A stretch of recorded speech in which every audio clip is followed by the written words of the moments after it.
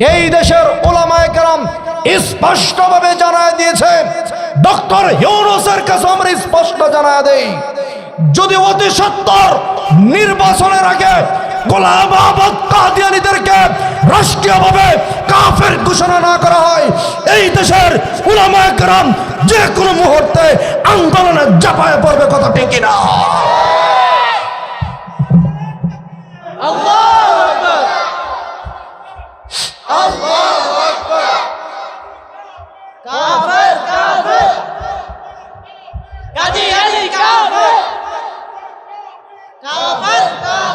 মুসলমান ঈমানি জজবানি যেখানে আল্লাহর নবীর নাম উচ্চারিত হয়, আল্লাহর নবীর উপর সাল্লাল্লাহু আলাইহি ওয়াসাল্লাম পড়ায়, আল্লাহর নবী বলেন ইন্না লিল্লাহি মালাইকাতান সাইয়াহিনা ফিল আরদ, এই জমিনের মধ্যে এমন কিছু কানওয়ালা ফেরেশতা আছে যারা পৃথিবীর এক প্রান্ত থেকে নিয়ে অপর প্রান্ত ঘোরাফেরা করে, কোন মজলিসে, কোন মাহফিলে, কোন ঘরে, কোন পুরুষ, কোন মহিলা আল্লাহর নবীর নাম উচ্চারণ করে, আল্লাহর নবীর উপর দরুদ সালাম পাঠ করে, ওই কানওয়ালা ফেরেশতারা তার নাম ঠিকানা সবকিছু আল্লাহর নবীর রওজায় পৌঁছায় দেয়। তাহলে বোঝা যায় আল্লাহর নবীর খতমে নবুয়তের আলোচনা চলতেছে, ওই কানওয়ালা ফেরেশতারা শুনতেছে। আমরা আমাদের দিলের কথাগুলো, মনের কথাগুলো আল্লাহর নবীর রওজা পর্যন্ত পৌঁছায় দিতে চাই। নবী গো, আপনাকে যারা শেষ নবী মানবে না, আমরা তাদেরকে মানি না, তারা বিনা দলিলে কাফের। কথা ঠিক কিনা? হ্যাঁ মুসলমান, একটা স্লোগান তুলতে হবে যে আমি বলবো গোলাম আহমদ, আপনারা বলবেন কাফের। এমন কোন নবী নাই যে নবীরা জমিনে কান্না করে নাই। আমার নবীর ইতিহাস পড়ে দেখুন, শুধু কান্নার আওয়াজ। এমন কোন সাহাবায়ে কেরাম নাই যাদের জীবনে কান্না ছিল না। আবু বকর রাদিয়াল্লাহু তাআলা এত বড় সাহাবী, কবরের পাশে দাঁড়ায় দাঁড়ায় কান্না করে।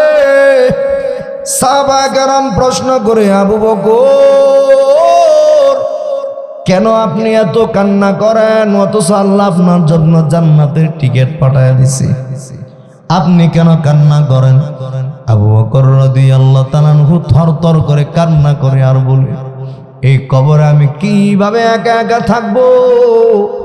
এখানে তো আমার কেউ থাকবে না, আত্মীয় স্বজন থাকবে না, ছেলে মেয়ে থাকবে না। এই ভয়ের কারণে আমি কান্না করি।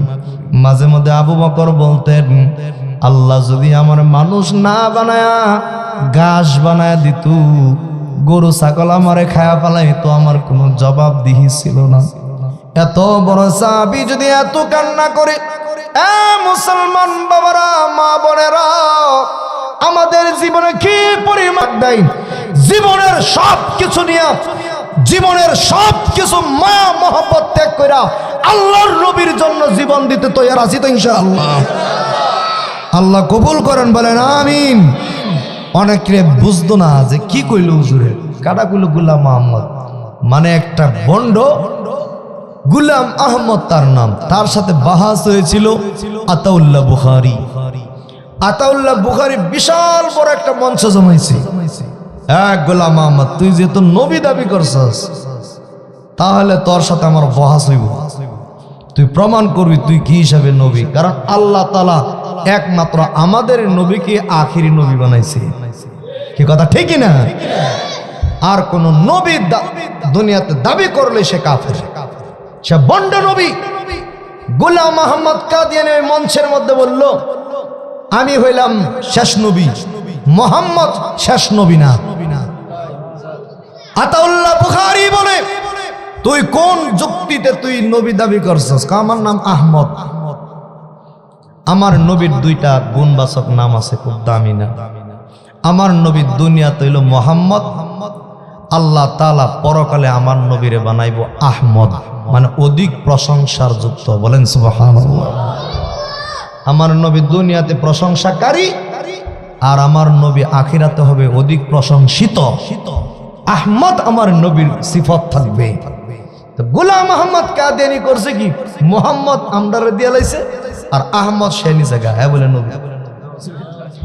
আতাউল্লাহ বুখারী বলে ঠিক আছে তুই নবী দাবি করছিস, এর আগে তুই কইলা আল্লাহ কোন গোলাম রে নবী বানাইছিনি? এ বন্ড কয় না, আল্লাহ তো কোন গোলাম রে নবী বানাইছে না। তখন আতাউল্লাহ বুখারী বলে তোর নাম তো গোলাম আহমদ, এর অর্থ দাঁড়াইছে তুই আহমদের গোলাম, তাহলে তুই নবী লিখেমনে? বলে আমার মা বাবা ভুল করে আমার নাম গোলাম রাখছে। আমি যখন এখন বড় হুজুর হয়ে গেছি, বড় হইছি, আমি বুঝবার পারছি যে আসলে আমার নামটা গোলাম রাখা ঠিক হয় নাই। এজন্য আমি গোলাম শব্দ কাটতে এখন আহমদ হয়ে গেছি গে, এখন আমি বড় নবী। আতাউল্লাহ বুখারী বলে ভন্ডা, নাম কাটলে যদি নবী হওয়া যায় তাহলে আমিও নাম কাটলাম। আর তুমি নাম কাটবা মানে? হ্যাঁ আমার নাম আতাউল্লাহ, আতা আল্লাহ। মানে আমরা যেমন বিদ্যালয় বলি, বিদ্যা যুগ আলয়, দুই শব্দ সন্ধি হইয়া কি হয়েছে বিদ্যালয়। আরবি গ্রামার মধ্যে মুজাফ মুজাফিলাই আছে, আতা হইল মুজাফ, আল্লাহ হইল মুজাফিলাই। তো আতাউল্লাহ বুখারী বলে আমি আতা কাটটা দিলে আমি আল্লাহ হয়ে যাই। নাম কাটলে যদি নবী হওয়া যায় তাহলে আমি নাম কাটছি করে দিই আমি আল্লাহ। এখন ক নবুয়ত কাটা দে, নবী কাটা বানা, আল্লাহ বানা। আমি আল্লাহ কইতেছি তোর মতো হারামি রে, তোর মতো হারাম জাদারে নবী বানাইছি না, কথা ঠিক না? গোলাম আহমদ কাদিয়ানি কোষ জাগা মতো মার দিছি রে। এখন কি করা যায়, লজ্জা শরমে বাঁচতেছে না, রাগ করে মঞ্চ থেকে জাগার কর আমি যদি নবী না হই বাথরুমে ফিরে যেন মরি। এমনি গেছে বাথরুম করতো, বাথরুমে টয়লেটে ধরছে, আর মুসলমানরা চাপ দিছে, আন্দোলনের ঠেলাই দৌড় মারছে, বাথরুমে গেছে, টাঙ্কি ভাঙ্গে ফইরা গু খায়া মারা গেছে। যে নবী গু খায়া মারা যায়, হ্যাঁ কি নবী না ভণ্ড নবী? হ্যাঁ মুসলমান, সেই গোলাম আহমদ কাদিয়ানীদের বড় আস্তানা করছে পঞ্চগড়ে। তারা নাকি ইস্তেমা করতে চাইতেছে, কাদিয়ানীদের গ্রুপ লয়ে তারা নাকি ইস্তেমা করতে চাইতেছে। এই দেশের উলামায়ে কেরাম স্পষ্টভাবে জানায় দিয়েছে, ডক্টর ইউনূসের কাছে আমরা স্পষ্ট জানায় দেই, যদি অতি সত্বর নির্বাচনের আগে গোলাম আহমদ কাদিয়ানীদেরকে রাষ্ট্রীয়ভাবে কাফের ঘোষণা না করা হয়, এই দেশের উলামায়ে কেরাম যে কোনো মুহূর্তে আন্দোলনে ঝাঁপায় পড়বে, কথা ঠিক কিনা? আল্লাহু আকবার, আল্লাহু আকবার।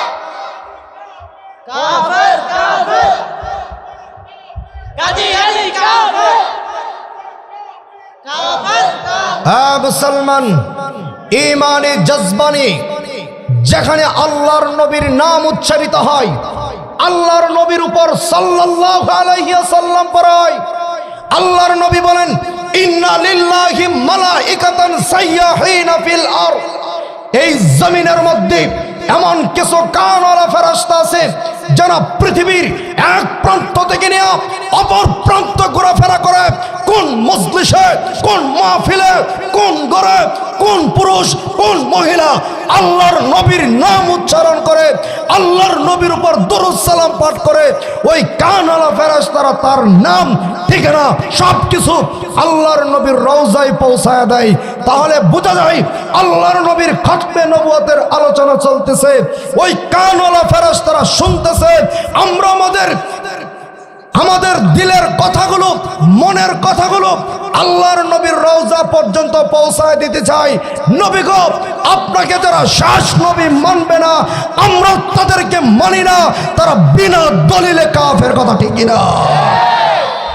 হ্যাঁ মুসলমান, একটা স্লোগান তুলতে হবে যে আমি বলবো গোলাম আহমদ, আপনারা বলবেন কাফের। পারবেন না ইনশাআল্লাহ? যার যে পরিমাণ ঈমান আছে, যার যে পরিমাণ ঈমানে ভোল্টেজ আছে। আমি প্রায় মাহফিল এখন খতমে নবুয়ত নিয়া, আল্লাহর নবীর খতমে নবুয়ত কিনে যারা ষড়যন্ত্র করে তাদের বিরুদ্ধে 5 মিনিট আলোচনা করি, আজকেও করতেছি। এখন থেকে বরকত রহমত নাজিল হইতেছে, বলেন সুবহানাল্লাহ। আল্লাহর নবীর নাম উচ্চারণ করলে রহমত নাজিল হয় 10টা, সুবহানাল্লাহ পড়েন। তাহলে জবান খুলে যার যে পরিমাণ ঈমান আছে, ঈমানি জজবা নিয়ে বলেন গোলাম মোহাম্মদ কাদিয়ানী কাফের কাফের, গোলাম মোহাম্মদ কাদিয়ানী মনে থাকবো তো ইনশাআল্লাহ। আমার নবীকে শেষ নবী মানিবে না যারা, তারা মুসলমান না, কাফের। নবীর পরে নবী নাই, সংসদে আইন চাই। যারা সামনে নির্বাচনে নির্বাচিত হবে তারা যদি এই কথা বাস্তবায়ন না করে আমরা তাদেরকে ভোট দিব না। কথা ঠিক কিনা? আমার নবী কোনো দলীয় নবী না, আমার নবী সবার নবী। কথা ঠিক কিনা?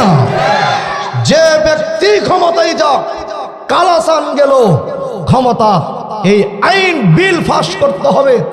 এই বাংলাদেশে আমার নবীকে কেউ যদি শেষ নবী না মানে তাহলে রাষ্ট্রীয়ভাবে ঘোষণা তারা কাফের।